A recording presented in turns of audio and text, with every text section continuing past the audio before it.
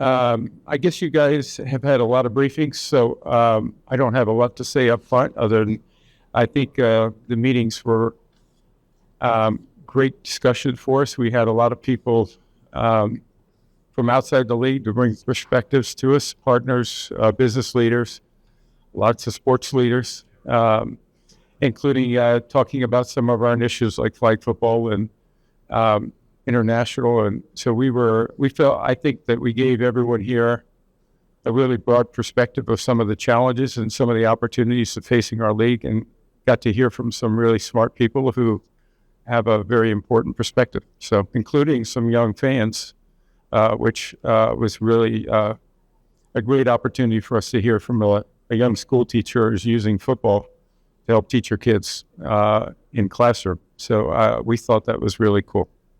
So I'm happy to take your questions. We have microphones on the sides. Let's begin with Audie, Associated Press. Hey, Roger. You're up. A hot topic this week was the Tush Push, and it's been tabled until May. What are your thoughts on the health and safety concerns, the aesthetics of the play, and the possibility that you guys might go back to the 2004 and 3 rule of pushing and pulling? Yeah, listen, the discussion on the Tush Push was very good. It was, we showed a lot of data, a lot of questions from the clubs, a lot of discussion about it. I think there are safety issues that are being considered in that case. We have very little data from it, but it's beyond data. There's also, there's the mechanism of injury that we study, that type of thing that leads us to show the risk involved with a particular play or particular tackle. So those are things that we did discuss. I do think there's a lot of discussion about going back to the previous rule, back to pre-2004. It's a dispute about how long that rule was in play. But the reality of it is, I think that's makes a lot of sense in many ways, because I think it expands it beyond just that single play.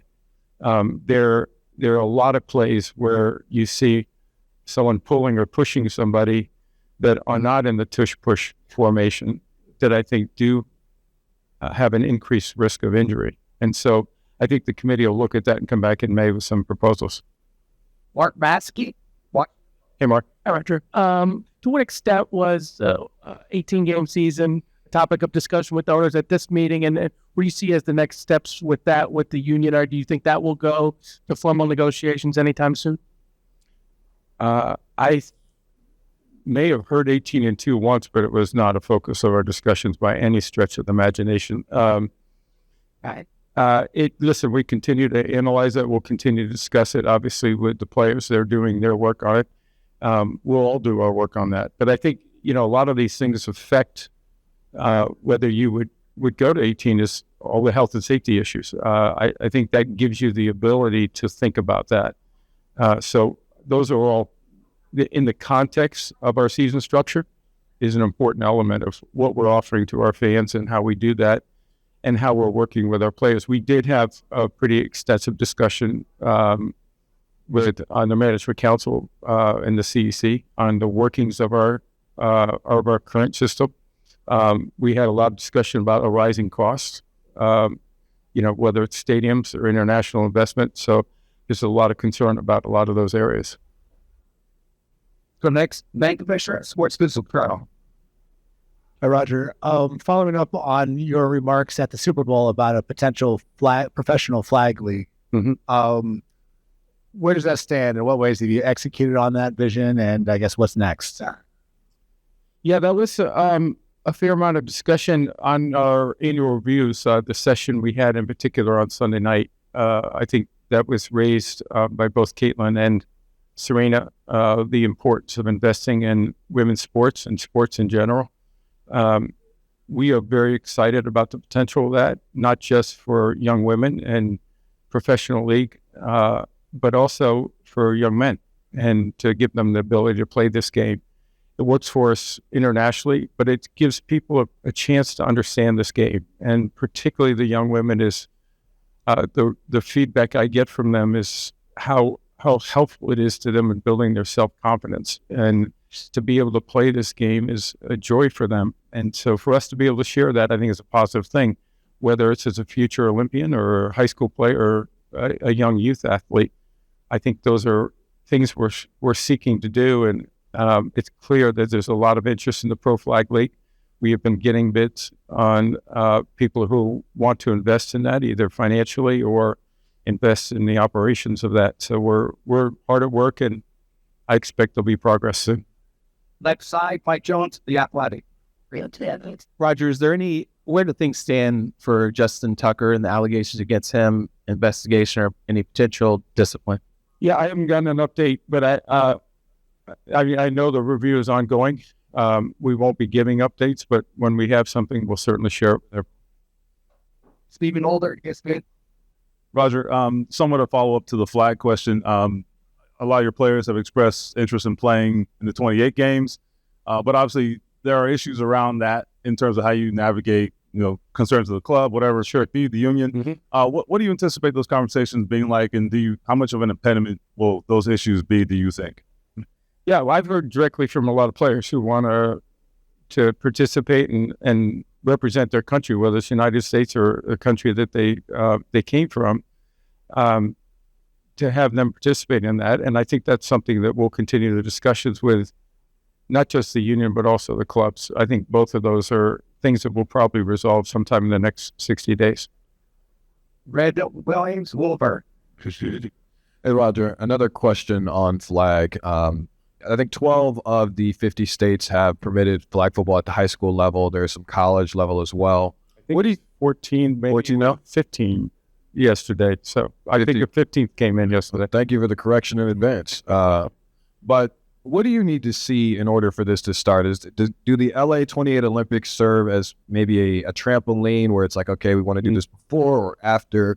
What's the timeline on a potential women or men's flag football league? Well, I don't think that'll affect our ability to roll out a professional flag league. But I do think the Olympics is a critical moment for us in the flag development on a global basis. Listen, the Olympics are the pinnacle of international sport. And for us to be able to participate in that, to have both men's and women's flag teams participating from around the world is a significant moment for us. So there is a lot of lead up to that in the qualifications and how that happens.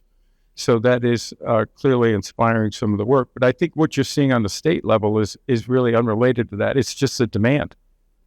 Young women, young men are asking to play it, and there's a demand for it, and including on the college level. And so we are seeing that happen very rapidly. I think in addition to those 15, I think there's 16 other states that are going through some type of pilot program. So we see that growth continuing rapidly, and I think that's great for giving kids a chance to play our game. Back right, Jonathan Jones, CBS Word. Hey, Roger. Detroit's proposal, I know they had a few, but Detroit's proposal on potentially reseeding in the playoffs. I know there was some discussion that ultimately tabled that discussion for a later date. Yes. Curious your stance, the league's stance on those discussions and what you would like to see in the future, because that would be obviously a big change. I thought it is a very healthy proposal and a very healthy point that we need to evaluate and continue to look at. It went through many different forms. There was some great data to show that we should really look at some form of this or some version of this. But there was also a really strong point of view that winning the division was the number one thing, that when you come into training camp, that's the goal. Win that division first. And should the reward for winning that division be you're in the playoffs and a home game? There was some discussion potentially about, if you were 500 or less and you won that division, should you also get the home game? I think there was some interest in that also, but I think the reality is it was very healthy. I think there'll be more discussion of it. As we look at our season structure, there will probably be a lot of discussion in that context also as we do that. But I do think, it's that constant work to be more competitive and to find new ways to create interest in the game. So I was really pleased with the discussion this morning. Here in front, James Boyd, Indianapolis. You had Caitlin Clark come through and talk to, the panel this week. Why was it important for her to come in and also, I guess, advocate for more women in flag football or just the NFL push in general to include more women? Well, we're always looking for a perspective and to learn something. There's obviously, we have owners that are investing in sports and in particular in women's sports. She's already an icon at a very young age. She was sitting there with the GOAT, Serena, who not just understands women's sports, she understands business and sports. And I think society, I think both of their perspectives were really valuable for our ownership to understand, to sort of learn from them. We all got a chance to ask questions, and I just think that's what we're here for. And I mentioned that up front when we started our meetings. We're here to learn. We're here to evaluate everything we do and try to figure out a way to do it better. And I think hearing from those two in particular, Eli joined them, Melody Hobson, who actually monitored the conversation, is a great investor in and of herself. And so I think having the four of them really brought to light a lot of the things that we're all thinking of as a league and hopefully as clubs, and to try to do things better. I know. Well, the here acquired that. Patrick Finley, Chicago. Hi, Roger. This is maybe the third or fourth time I've asked you about the Bears Stadium. Let me guess. Bears have owned land in Arlington Heights for over 2 years now. They've openly lobbied to build downtown. Does the NFL want a resolution one way or the other soon? I believe.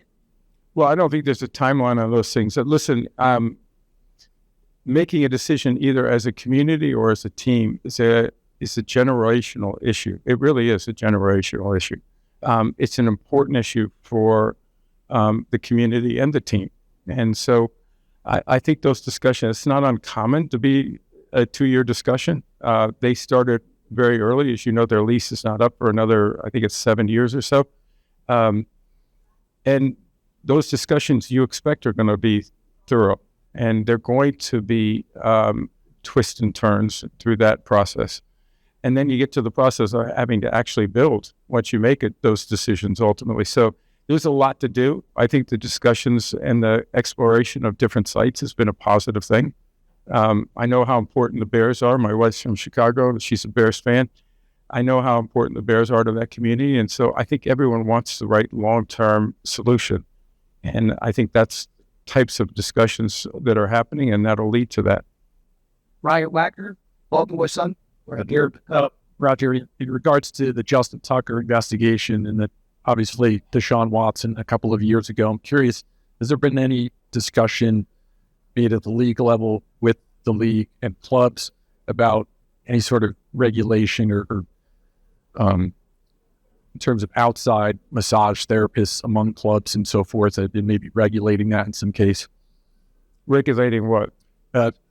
How, designating, in other words, designating maybe outside massage therapists and sort of looking at that use. Yeah, I think some clubs do that. And they do make that service available in the facilities frequently, but I don't think there's any thought that we would restrict people from seeking a massage outside of the facility or the team. I have not heard that discussion. I think everyone's aware of the seriousness of our policies in this area, and they have a full understanding of it, and that we're going to uphold that. Let's do a couple more. Braden, Denver. Roger, as you can imagine, the Broncos throwback uniforms were really popular this year. I think Sean Payton said it was his favorite. A lot of the players did.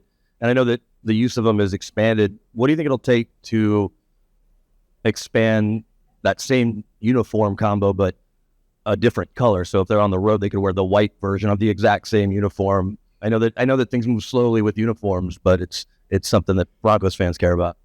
No, and I understand it. And I think we actually talked about it. Rini Anderson talked about that with the membership. We actually talked to our committee about a month ago on expanding some of the options that are available for our teams, but also making sure that there's an understanding about the consistency that needs to be in there from a brand standpoint. When someone turns on the television, It's great to see a new uniform or a new look, but you also want to know it's the Denver Broncos. And so I think that's an important element for us, is trying to balance innovation with making sure that you do respect the tradition, the brand of the team a little bit. But there was more flexibility granted this week. The teams are aware of that, everywhere from the uniforms to the helmet itself. And I think that'll be exciting for our fans. We have a couple of other new things that are going to be launched this year, including the Nike uniform program. So you'll hear more a little bit about that in the next 30, 60 days. So 2 more.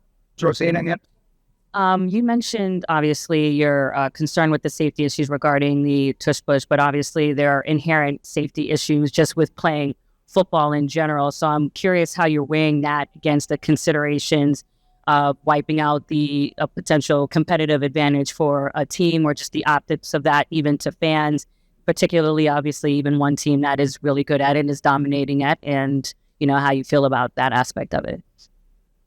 Well, listen, I think we're not looking at this as the context of one team. We're looking at it as a particular play that may have an increased potential for injuries. As I said before, one of the things we're looking back is the rule we had prior to 2004 that didn't allow a lot of that pull or push anywhere on the field. And some of those hits happen outside of a tush push. And that's one of the things we want the committee to go back and look at with our health and safety team, to look at those incidents, and should our rule be broader than just a tush push. And that's something they're going to bring back to the membership in May. Last question to Sean. Bring us home. Hey, Roger. This past season and this season ahead, there'll be 0 black offensive coordinators in the NFL. We've seen diversity, progress in other areas, such as quarterback coaches. I think it was a league record number last season. Why do you think that hasn't translated to the offensive coordinator position? That's a question we ask, and one of the things we work with to sort of how do we develop coaches that have the experience and have that kind of potential, which we know they're out there, and giving them that opportunity. We had an offensive assistant program, or have it. We want to make sure that we're using those opportunities to be able to develop coaches that can do that. We have a lot of great offensive minds in the league, black, white, and young women too, that are coming into this. So there are only so many opportunities, so that's always a challenge. But I think, diversity, and I said this back at the Super Bowl, there were a lot of questions on that. I think I've been very clear. We think diversity makes us better. That I think a lot of our policies are designed to give opportunities and develop that talent. A lot of our programs are designed in that way, and that we're fully committed to continuing that work to try to develop better talent and give them that opportunity and make the NFL better ultimately. So we're all in on that, and I think obviously we're going to be fully compliant with federal laws. We always have been, and we'll continue to do that. But we believe that our policies are had a positive effect, but the work's still there. We're never said we're done. We got more work to do, and we'll do it, and it's going to make us better. Okay, thank you very much. Big crowd. Okay.